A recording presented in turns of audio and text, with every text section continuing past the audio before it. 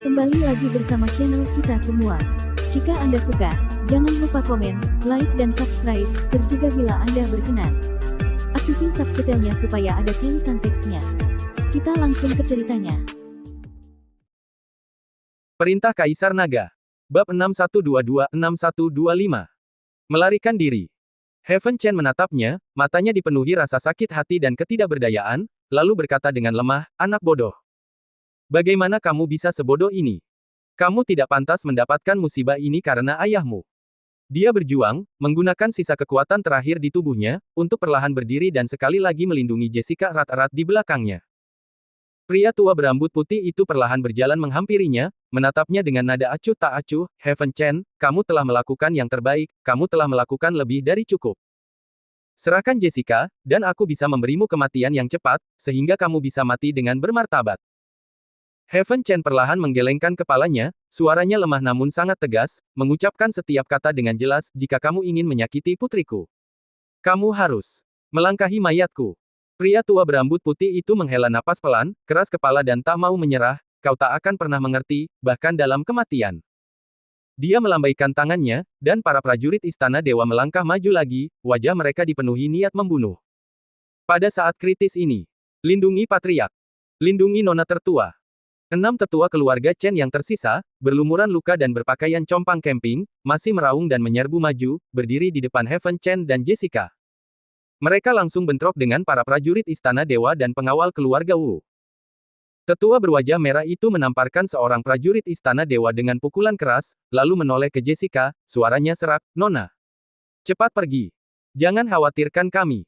Pergilah."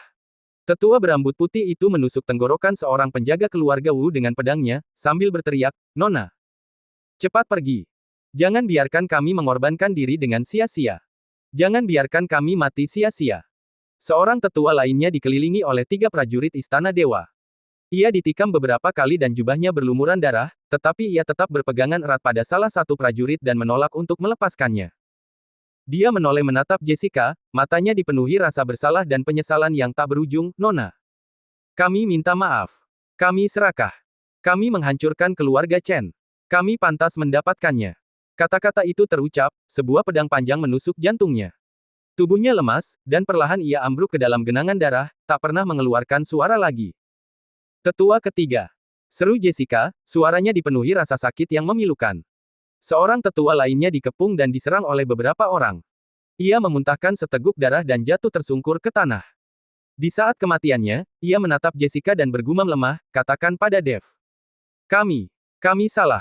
Kami pantas mati." Jessica berlutut di tanah, gemetaran seutuhnya, air mata mengaburkan pandangannya.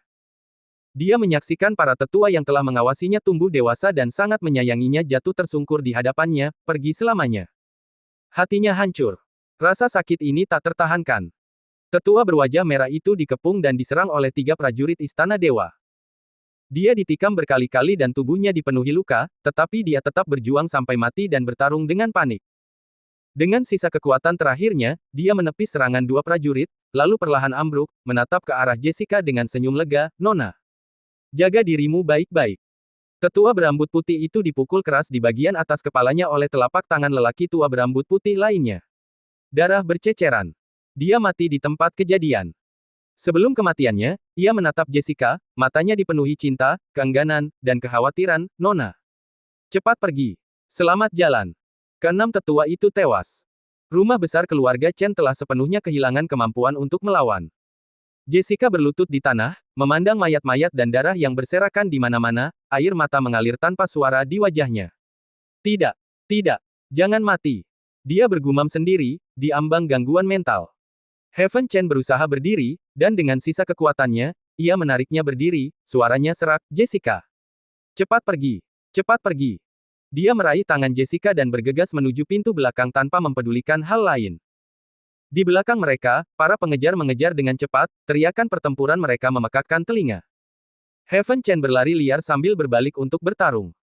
Dia menepis para prajurit yang mengejarnya dengan satu telapak tangan dan menusuk tenggorokan seorang pria dengan pedangnya, tetapi jumlah mereka terlalu banyak untuk dibunuh. Akhirnya, mereka bergegas ke gerbang belakang halaman belakang. Heaven Chen tiba-tiba mendorong Jessica menjauh. "Pergi. Pergi cepat. Jangan pernah kembali." Jessica jatuh ke tanah, menoleh menatapnya, air mata mengalir di wajahnya. Ayah. Bagaimana denganmu? Apa yang akan kamu lakukan? Heaven Chen menatapnya dan memperlihatkan senyum paling lembut, namun juga paling putus asa dalam hidupnya. Ayah tidak akan pergi. Ayah ingin tinggal dan menjaga rumah keluarga Chen tetap bermabat. Tapi kamu harus terus hidup. Dia perlahan berbalik, menatap para prajurit istana dewa dan pengawal keluarga Wu yang mengejarnya, tatapan penuh tekad terpancar di matanya. Ayo. Dia meraung dan menyerbu maju lagi, mengacungkan pedang awan biru. Swiss. Pedang itu berkelebat, dan darah berceceran. Dia menusuk jantung seorang pengawal keluarga Wu dengan pedangnya dan membuat seorang prajurit istana dewa terpental dengan pukulan telapak tangan. Namun, cedera yang dialaminya terlalu parah. Dia kehilangan banyak darah, napasnya semakin lemah, dan gerakannya semakin lambat. Akhirnya, lelaki tua berambut putih itu berhasil menyusul. Matanya dingin dan tanpa emosi saat dia melayangkan pukulan telapak tangan yang kuat, mengenai punggung Heaven Chen tepat sasaran. PF. Heaven Chen terbatuk, mengeluarkan seteguk darah, jatuh tersungkur ke tanah, dan terhempas dengan keras, tidak mampu bangkit lagi. Ayah! Jessica berteriak, berusaha mati-matian untuk bergegas kembali. Dengan sisa kekuatan terakhirnya, Heaven Chen dengan susah payah menoleh untuk melihatnya, suaranya begitu lemah hingga hampir tak terdengar. Pergi. Pergi cepat. Cari Dev. Katakan padanya. Ayah yang telah berbuat salah padanya. Ayahmu yang bersalah. Katakan padanya. Untuk melindungimu. Dia berhenti sejenak, rasa sakit yang mendalam, penyesalan, dan keputusasaan terpancar di matanya. Dan, sampaikan kepada leluhur keluarga Chen.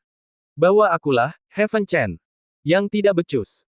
Akulah yang menghancurkan fondasi keluarga Chen yang telah berusia ribuan tahun. Aku menyesalinya. Aku benar-benar menyesalinya. Suaranya semakin lemah dan semakin pelan. Akhirnya, dia perlahan memejamkan matanya. Tubuh itu telah kehilangan vitalitasnya sepenuhnya. Kepala keluarga Chen, Heaven Chen, telah gugur. Ayah! Tangisan Jessica yang melengking dan putus asa bergema di seluruh langit malam, sungguh menyayat hati. Chavez perlahan berjalan ke arah mayat Heaven Chen, menendangnya dengan jijik untuk memastikan bahwa dia benar-benar mati, lalu perlahan mengangkat kepalanya untuk melihat Jessica yang tidak jauh darinya. Kilatan nafsu dan keserakahan kembali muncul di matanya. Nona Chen, ayahmu telah mati, dan keluarga Chen telah berakhir. Sekarang, kamu adalah milikku. Dia melambaikan tangannya dan berteriak dengan tegas, kejar dia. Tangkap dia hidup atau mati. Jangan biarkan dia lolos. Melihat mayat ayahnya yang dingin, darah anggota keluarganya yang berceceran di tanah, dan rumah keluarga Chen yang telah berubah menjadi neraka, hati Jessica dipenuhi dengan rasa sakit, kebencian, dan keputusasaan yang tak berujung. Dia tahu, keluarga Chen sudah tamat. Sebuah fondasi berusia 1000 tahun, hancur dalam sekejap. Dia menggertakkan giginya, menahan rasa sakit yang luar biasa di hatinya, berbalik dan bergegas menuju malam gelap yang tak terbatas, berlari dengan liar. Di belakangnya, Chavez memimpin sejumlah besar pengejar, tanpa henti mengejarnya, teriakan perang mereka mengguncang langit. Jessica, kamu tidak bisa melarikan diri. Menyerahlah dengan patuh. Kejar dia. Dia terluka, dia pasti tidak bisa pergi jauh. Jessica berlari dengan putus asa, melarikan diri dengan putus asa, dan berlari liar tanpa mempedulikan apapun. Air mata mengalir deras di wajahnya, dikeringkan oleh angin, hanya untuk mengalir lagi. Namun dia tidak berani berhenti. Dia tidak berani berhenti bahkan untuk sesaat pun. Karena berhenti berarti kematian. Jika dia berhenti, dia akan mengecewakan pengorbanan ayahnya, upaya para tetua, dan semua anggota klan yang gugur melindunginya. Dia harus hidup. Dia harus menemukan Dev. Malam semakin gelap dan pekat, sehitam tinta. Jessica berlari liar melintasi pegunungan dan hutan yang sunyi. Luka di punggungnya terus berdarah, membuat pakaiannya bernoda merah. Betisnya juga terluka akibat batu saat melarikan diri, dan setiap langkah yang diambilnya menimbulkan rasa sakit yang luar biasa. Namun dia tidak berani berhenti. Dia tahu betul bahwa Chavez dan para pengejarnya berada tepat di belakangnya, tanpa henti mengejarnya. Dia memejamkan matanya, memusatkan perhatiannya pada kalung pengikat naga yang pernah dikenakan Dev dan yang kemudian dilepasnya. Terdapat sedikit keterkaitan antara kalung itu dan dirinya. Ke sana, arah menuju tanah tandus. Dev berada di arah sana. Dia menggertakkan giginya, mengabaikan rasa sakit yang luar biasa dan keputusasaan di hatinya, lalu mempercepat langkahnya lagi, berlari liar menuju tanah tandus. Di belakang, cahaya api berkedip-kedip, semakin mendekat. Teriakan pertempuran dan suara pengejaran semakin terdengar jelas. Namun dia tidak menoleh. Tidak sekalipun. Dia terus berlari dan berlari, menuju arah di mana Dev berada, menuju satu-satunya harapan itu. Saat fajar menyingsing, secercah cahaya samar muncul di cakrawala. Gurun tandus sudah dekat. Jessica mengabaikan segalanya dan bergegas memasuki hutan belantara yang luas. Di belakangnya, Chavez, memimpin para pengejarnya, terus tanpa henti berteriak dengan suara menyeramkan, "Jessica! Kamu tidak bisa lolos. Gurun tandus akan menjadi tempat pemakamanmu." Jessica masih tidak menoleh. Dia terus berlari dan berlari, menuju arah yang dideteksi oleh kalung itu, menuju satu-satunya cahaya di hatinya. Lembah naga surgawi tersembunyi jauh di dalam pegunungan luas ribuan mil di utara kota abadi awan. Tempat ini diselimuti oleh berbagai batasan yang ditetapkan oleh leluhur naga kuno, dengan awan dan kabut yang berputar-putar sepanjang tahun, dan kabut spiritual seperti kain kasa, yang dengan kuat menutupi seluruh lembah.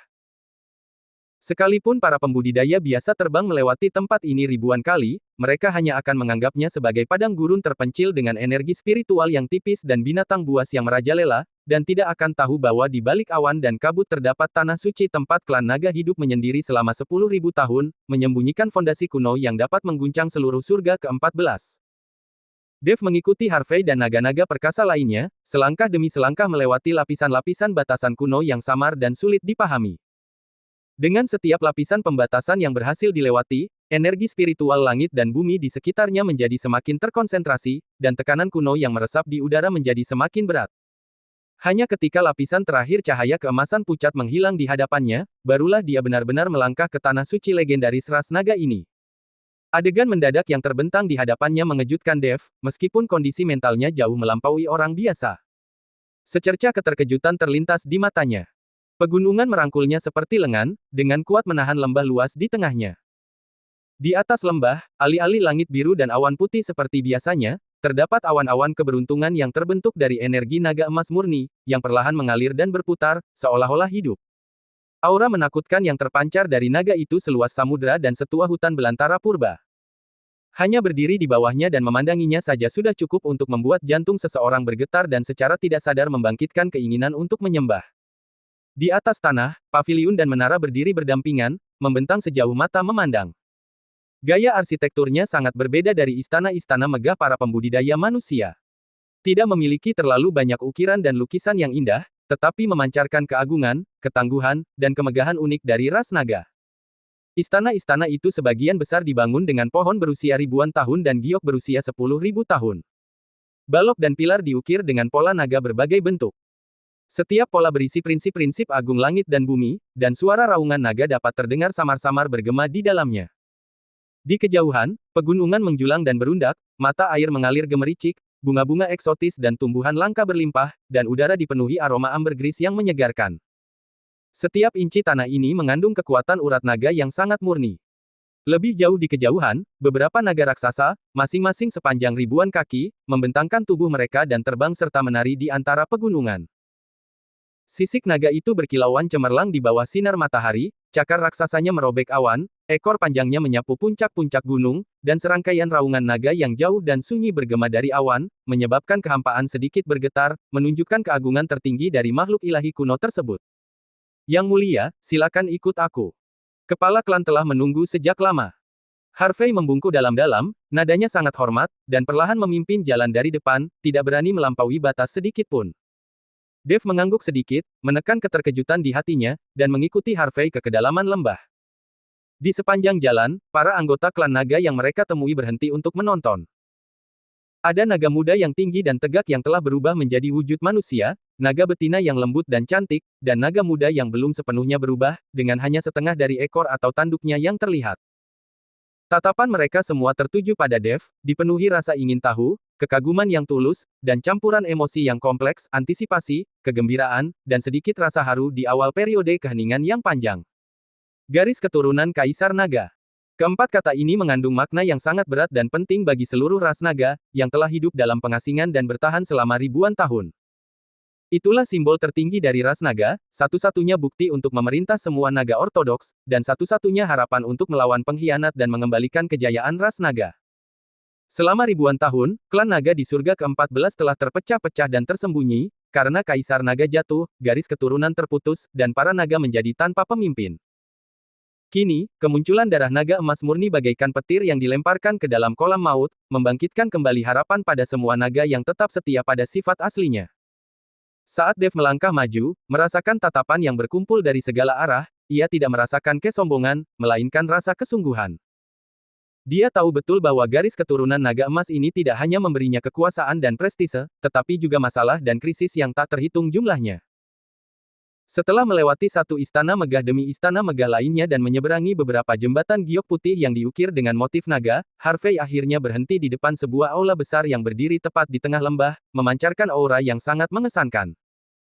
Seluruh aula dibangun dari giok naga biru tua, menjulang setinggi 1000 kaki.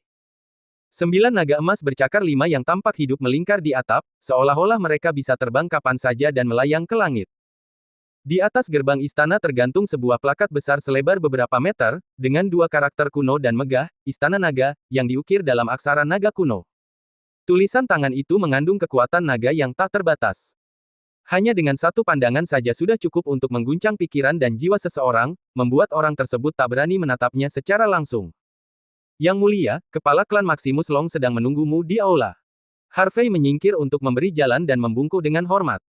Dev menarik napas dalam-dalam, menekan gejolak emosi di hatinya, dan melangkah masuk ke aula naga surgawi. Ruang interior aula tersebut lebih besar dari yang dibayangkan. Kubahnya sangat tinggi, bertatahkan mutiara bercahaya dan giok bintang yang tak terhitung jumlahnya, menerangi seluruh aula seolah-olah di siang hari. Dinding-dinding di sekitarnya dihiasi dengan relief berbentuk naga yang sangat realistis. Dari naga leluhur era purba hingga kaisar naga abad pertengahan, dan kemudian hingga naga-naga perkasa di zaman modern, setiap relief mencatat sepotong sejarah ras naga, dengan kehadiran yang megah dan mengagumkan. Di kursi utama tepat di tengah aula, duduk seorang pria lanjut usia dengan rambut beruban di pelipis dan wajah yang menua, namun martabatnya tetap tak berkurang. Pria tua itu mengenakan jubah emas panjang yang disulam dengan 9 naga yang sedang bermain dengan mutiara. Wajahnya tegas, dan kerutannya dipenuhi tanda-tanda waktu, namun ia tidak menunjukkan tanda-tanda penurunan kondisi fisik. Terutama mata naganya, yang memancarkan cahaya tajam saat membuka dan menutup, setajam pisau, seolah-olah bisa menembus hati manusia. Auranya sedalam lautan, terkendali dan tak tergoyahkan, namun samar-samar memancarkan tekanan dahsyat yang membuat langit dan bumi bergetar. Orang ini adalah Maximus Naga, patriark garis keturunan naga surgawi saat ini dan salah satu pilar klan naga. Melihat Dev melangkah masuk ke aula utama, Maximus Naga perlahan bangkit dari tempat duduknya, menuruni tangga, dan berdiri di hadapan Dev. Dia tidak langsung berbicara, tetapi hanya menatap Dev dengan tenang, mengamatinya dengan saksama. Matanya, yang telah ditempa oleh waktu, memancarkan berbagai emosi, termasuk kegembiraan, kelegaan, dan keseriusan, dan dia tidak mengalihkan pandangannya untuk waktu yang lama. Sesaat kemudian, Maximus Naga tiba-tiba sedikit menekuk lututnya, membungkuk dalam-dalam, dan melakukan sujud yang paling hikmat dan terhormat dari ras naga. Suaranya terdengar tua namun sangat hikmat. Maximus Naga, patriark dari garis keturunan naga surgawi, memberi hormat kepada Yang Mulia Kaisar Naga. Sujud ini melambangkan penyerahan diri sepenuhnya dari seluruh garis keturunan naga surgawi kepada garis darah Kaisar Naga. Melihat ini, Dev dengan cepat melangkah maju dan dengan lembut membantu Maximus Naga berdiri, sambil berkata dengan tulus, "Ketua klan naga, tidak perlu formalitas seperti ini. Silakan berdiri. Aku bukan Kaisar Naga, tetapi hanya pembudidaya biasa dengan garis keturunan naga emas. Aku tidak pantas menerima penghormatan sebesar ini." Maximus Naga perlahan menegakkan tubuhnya, tetapi tetap mempertahankan sikap hormat, menatap Dev dengan saksama dan tanpa ragu. "Yang Mulia keliru. Garis keturunan naga emas adalah darah kaisar tertinggi klan naga kita, yang dipuja oleh semua naga, 1 dari 10.000. Karena Yang Mulia memiliki garis keturunan yang begitu unggul, Anda tidak diragukan lagi adalah kaisar yang sah dan ditunjuk secara ilahi dari klan naga kami. Ini adalah fakta yang disaksikan oleh langit dan bumi, dan tidak dapat diubah, baik Yang Mulia mengakuinya atau tidak." Dev terdiam sejenak, menyadari bahwa berdebat dengan Maximus Naga tentang masalah ini tidak ada gunanya, jadi dia berhenti memikirkannya. Dev mengangkat tangannya dan dengan lembut menunjuk ke kalung hitam di lehernya, senyum pahit teruk di wajahnya, "Ketua klan naga, karena itu masalahnya, mari kita lewati formalitas. Sejujurnya, seseorang telah membatasiku, dan benda ini telah menekan kultivasiku. Aku mohon ketua klan naga untuk membantuku mengurusnya." Barulah sekarang Maximus Naga benar-benar memperhatikan kalung hitam yang tidak mencolok di leher Dev. Tatapannya menajam, dan saat dia mengamati area tersebut dengan indera ilahinya, ekspresinya langsung berubah gelap, dan alisnya berkerut rapat. Pembatasan penguncian roh, pembatasan pelacakan, dan berbagai pembatasan pengikatan yang kuat. Ketiga pembatasan ini berlapis-lapis, metodenya licik dan sangat canggih. Ini jelas merupakan karya seorang pembudidaya manusia. Yang mulia, siapa yang memasangkan ini padamu? Mengapa mereka ingin mencelakaimu seperti ini? Tatapan mata Dev sedikit dingin, dan dia dengan tenang menceritakan kembali tindakan keluarga Chen. Mendengar ini, Maximus Naga seketika melepaskan kekuatan naga yang mengerikan, menyebabkan seluruh aula sedikit bergetar. Dia mendengus dingin, suaranya dipenuhi amarah. Keluarga Chen yang rendahan ini, dengan mengandalkan kultivasi mereka yang seadanya, berani memperlakukan Yang Mulia Kaisar Naga dari klan Nagaku dengan cara murahan seperti ini, merusak garis keturunan Kaisar. Mereka hanya mencari kematian dan pantas mati 1000 kali. Jika aku memiliki kesempatan, aku akan membuat keluarga Chen ini membayar harga yang mengerikan. Setelah berbicara, Maximus Naga tidak berkata apa-apa lagi dan perlahan mengangkat tangan kanannya. Energi naga emas mengembun liar di telapak tangannya, berubah menjadi cahaya keemasan yang menyilaukan, mengandung kekuatan naga yang tak terbatas dan kekuatan murni. Dia perlahan mengangkat tangannya dan meletakkan telapak tangannya di kalung hitam itu. Mendesis. Dalam sekejap, rune hitam yang tak terhitung jumlahnya di kalung itu menyala dan berkedip-kedip dengan hebat, menggeliat liar seolah-olah hidup, tampaknya mati-matian menolak masuknya energi naga, sambil mengeluarkan suara mendesis. Makhluk manusia biasa berani memamerkan kemampuan terbatasnya di depan ras naga. Maximus Naga mendengus dingin, sedikit rasa jijik terpancar di matanya. Energi naga emas di telapak tangannya tiba-tiba melonjak, kekuatannya meningkat secara eksponensial. Aura murni Kaisar Naga mengalir ke kalung dari telapak tangannya, seperti matahari yang melelehkan salju, seketika menekan semua rune hitam. Bersambung.